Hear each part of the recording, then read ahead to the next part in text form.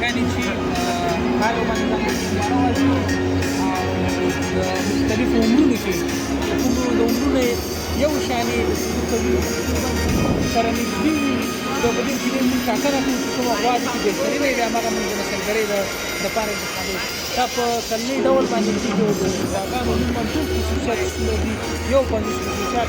هغه ټول مد نظر کې نیول کېږي او په ښه نسل چې کوم دی هغه انتخابوي مثلا د یو کیلو 9 نمبر غوا ده او مخکې لا مونږ شمارلي بیا هغلته 2 قاضیانې دي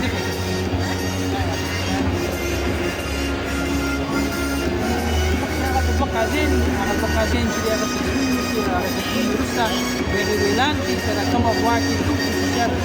مثبت کوم منفي نو د منفي والا چې دی هغه د رنګ نه وځي او کومې بهترینې غواګانې چې دي هغې کې 2 یا 3 پاتې کېږي او بیا د دوه ترمنځ هم یو رقابت وي دا په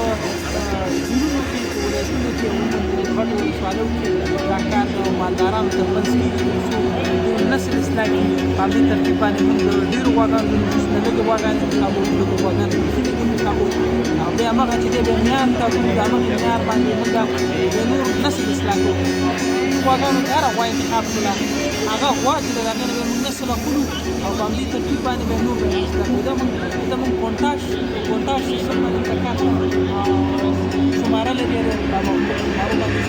کار کوي افغانستان کې اوس فلحال 9 کاله دا پروګرام مخکې تللی 9 کالو ته نور دی ورشته دی زه امید لرم چې انشاءالله داسې ورځ به راشي چې هلته موږ زموږ میلیار یا د ویسټین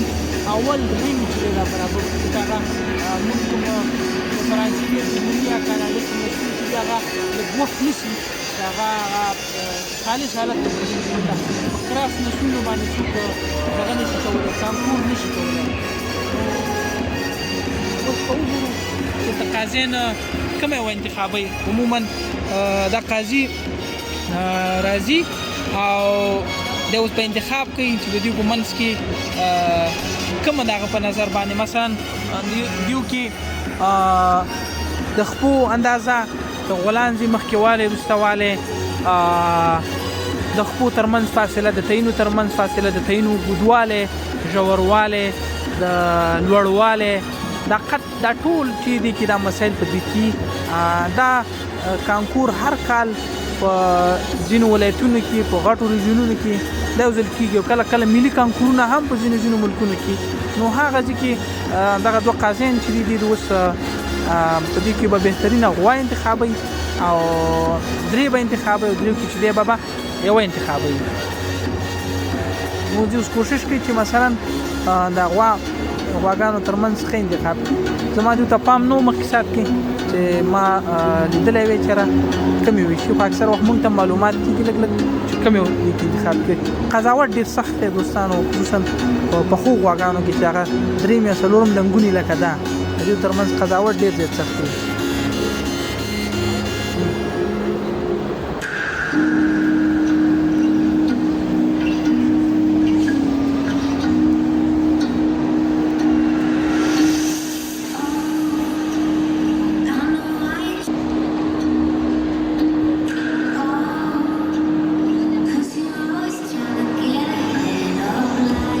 اوس قاضیان په دې مشوره کوي چې په دوی کې کومه دغه 2 قاضیان دي چې دوی کې کومه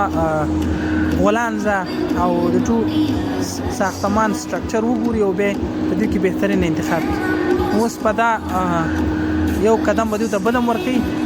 او فکر کوم هغه نور څه به بیا انتخاب کوي ټول ته اشاره وکړله چې ښي لاس ته باید تاوی شي په ترتیب باندې ورځي او په هغې کې به چې دلته بهترینه غوا چې د دې کې انتخابېږي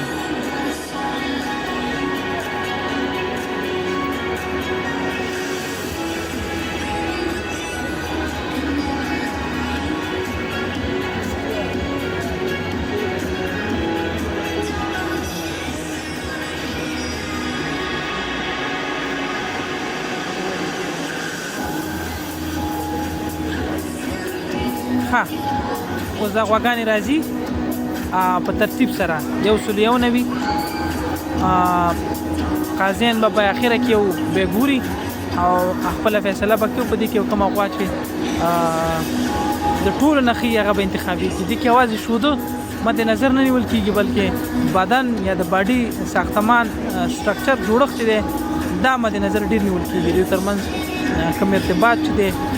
دا ډېر زیات مهم دی ځکه په همدې خصوصیاتو باندې موږ غوا انتخابو چې هغه ډېر زیات عمر ولري ډېر زیات شوده وکړي. که یوازې غولانځې غټه او ساختمان یا باډي نه جوړه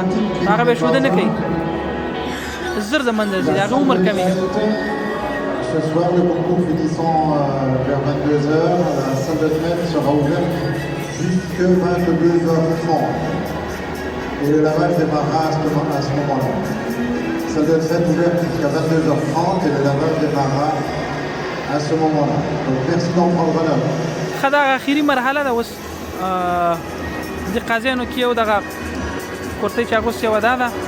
عموما دلته مالداران هر سړی خپله غوا راوړي سپین کمیس تور پتلون دي اغوستی دا د دوی هغه یونیفارم وي. پخوا به سپین بیل کانکور کې د تورې به بیل کېده اوس سپین او سرې چې دي تور او سپین او سرې او سپین چې دی کانکور کې یو ځای دغه کم کس چې دی د دوی ترمنځ شمارې لیکي او دوی به اوس تصمیم نیسي چې کله کومه غوا دې کې بهترینه غوا ده یا ممتازه غوا ده.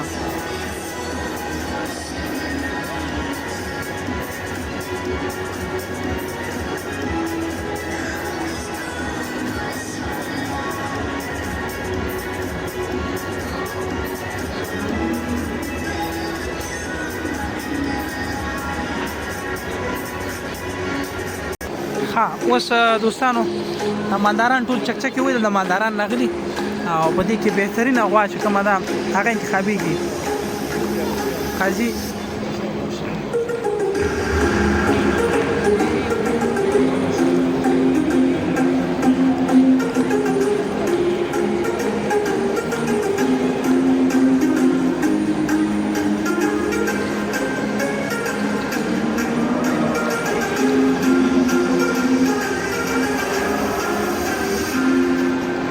قاضي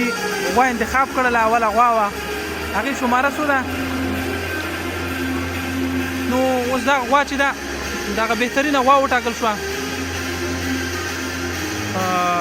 د دې شماره به څوی. Comme je disais, on avait de nouveau une très très jolie section avec un beau duo pour débuter la classe. On a deux animaux vraiment extrêmement bien équilibrés aujourd'hui. دا یو سلو نوي شماره ده دا باقي غواګانې چې دي دا ووتلې رنګ نه دا داسې نه دي چې بدې دي مکم د هغې په نسبت باندې صحیح په دي. دویمه درجه غوا مې انتخاب شوه او درېیمه مې انتخاب شوه دغه باقي غواګانې چې دا به وځي.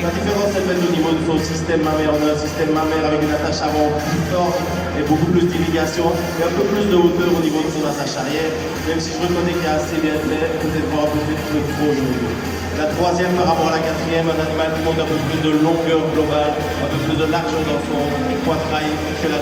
bête très stylée en quatrième position. Félicitations encore aux éleveurs et pour la meilleure mamelle de section, je garde دوستانو دا یو کورنۍ ده او دغه کورنۍ چې دی دغه چمپیون شو د ډېر زیات خوشحاله وکس یې ویسته خپلو ماشومانو سره. هر یو فامیل راځي کوم فامیل چې هغه یو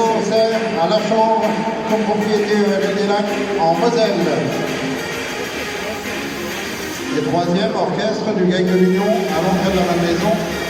en Marc-Demoiselle.